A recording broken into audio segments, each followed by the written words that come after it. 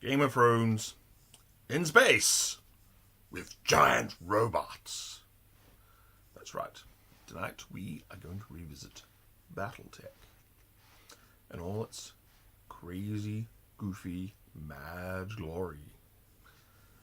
Because when you think back on it, Battletech was a game of Thrones in space with giant robots.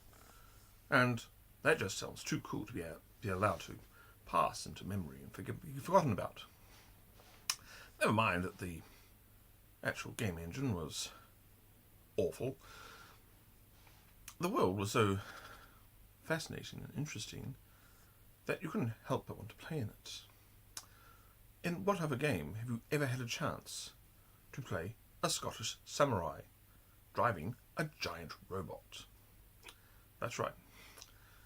If you come from a certain set of planets in the Draconis Combine, then you will be Scottish in ethnic origin. And because you are the ruling class, you will be samurai. Because the ruling class drives giant robots, you are a Scottish samurai who drives a giant robot. Again, this is pretty cool. And so, Battletech has a lot of these cool ideas, but it sort of meandered along and fumbled about, and you occasionally see a Battletech product here and there, and I think there's an online game at the moment just ambling along, not really doing much. But it's right at the beginning of you, all you want to do is pick it up and play it at your table. So you've got to you'll probably pick a better engine, but you can have all the other stuff in it, the other weird stuff. So what are the conceits of Battletech? The main conceit of Battletech is that the older a thing is, the better it is. This is a complete reversal of our attitudes today, where the latest and most shiny toy is the best toy. In Battletech, the older your toy is, the better your toy is. If your toy was built only a few years ago, then it's probably rubbish compared to something that's 300 years old. And Battletech takes place in a dark age. It is an age where technology is being lost. No one really knows how to make those fusion engines anymore. And the fusion engines are the key to building your giant robots and your spaceships to get from one place to another. Spaceships are incredibly valuable in Battletech. No one knows how to make them again. People only really have an idea of how to fix them and how to keep them patched and how to keep them running, but no one can build a new one. So you're not allowed to attack the actual spaceships in Battletech. Attacking one of them is verboten. You are not allowed to do it. If you attack a spaceship, everyone will gang up and kill you. Just bear that in mind if you ever get any funny ideas of knocking out one of the actual starships. The transit ships, which travel from the actual spaceships to make planetfall, they're totally fair game. Once you're in danger of hitting the actual starship range, you can attack their dropships and landing craft with any weapon you feel like. But again, you probably don't want to break them too much, because no one really knows how to make the good ones either. So it is a universe in decline. Things are falling apart. No one knows how to build the big war machines anymore.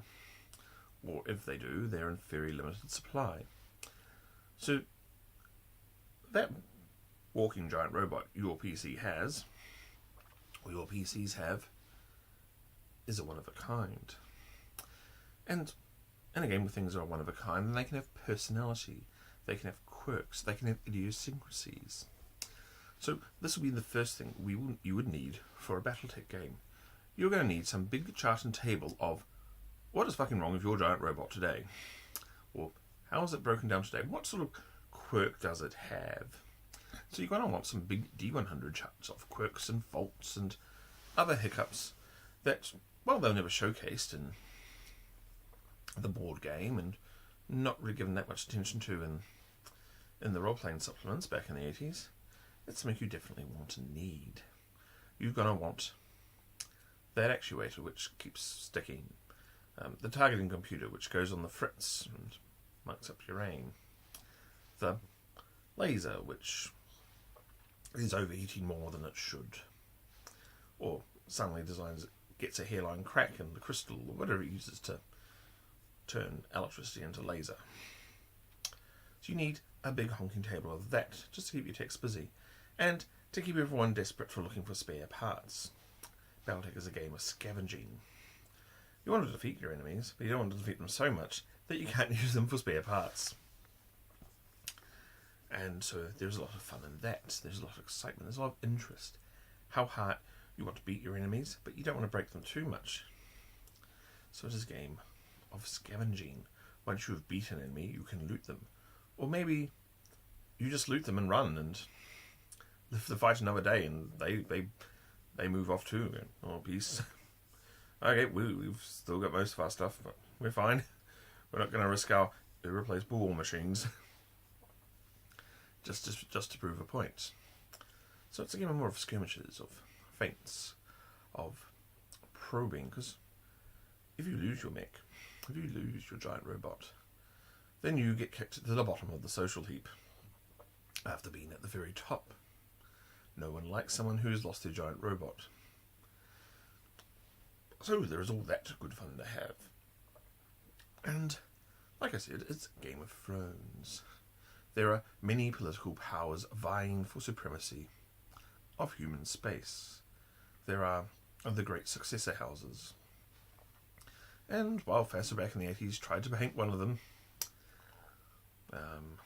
what were they called? They were called the Davians, but they had some other fancy name, as the good guys, and the creators, the Draconis combined as the bad guys.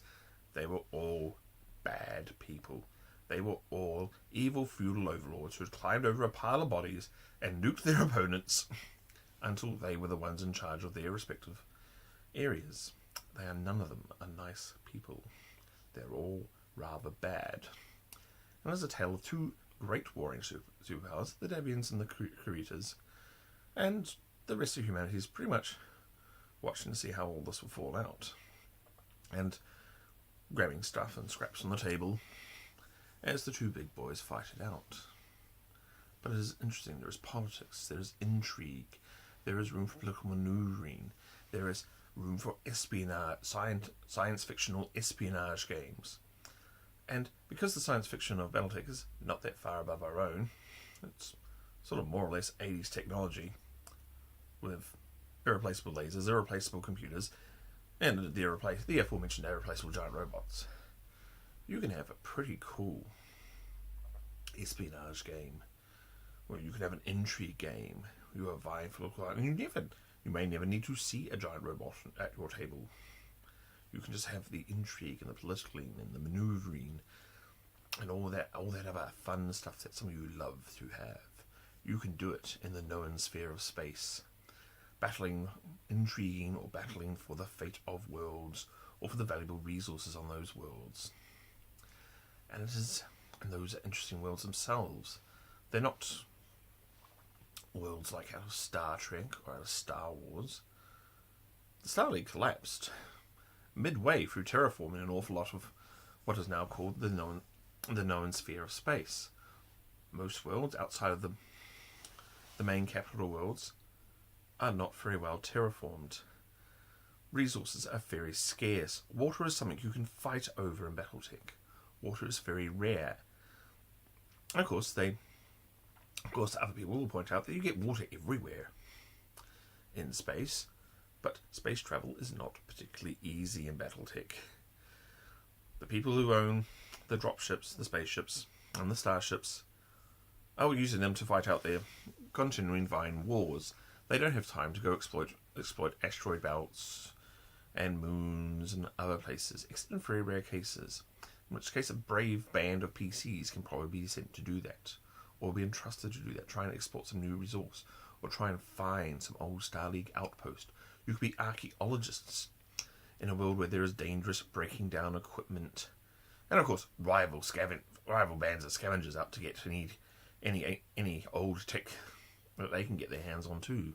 So you can have that sort of game. You can have an archaeological game, or one where you're digging up old resources, or hunting for them, and then selling them to whoever's got the most credits. That's also another thing you can do in Battletech. And there is also Comstar, the equivalent of the Maesters from Game of Thrones. They do all the communication through space, because there is no faster than light communication except through Comstar. Comstar owns it all. No one else has the tool. No one else has the tech to do it. No one else knows how. Of course, Comstar doesn't really know how either.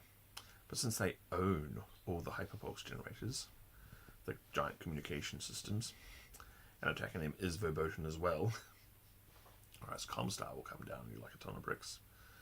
You have an arcane priesthood who guards all the knowledge and has their own evil agenda. Because just as all the houses are not nice people in Battletech, neither is Comstar.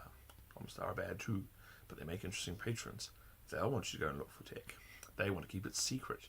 They like the status quo. They like that the houses can only beat the crap out of each other with their rusted, half broken down robots. They're just fine with that setup. And so you could be agents of Comstar. You could be people enforcing the status quo. So that's another interesting thing you could have in Battletech. So, hopefully this has been a brief revisit to a weird, exciting and odd setting from the 80s, Battletech. And if you really want an excuse to play it, remember, Game of Thrones in space with giant robots.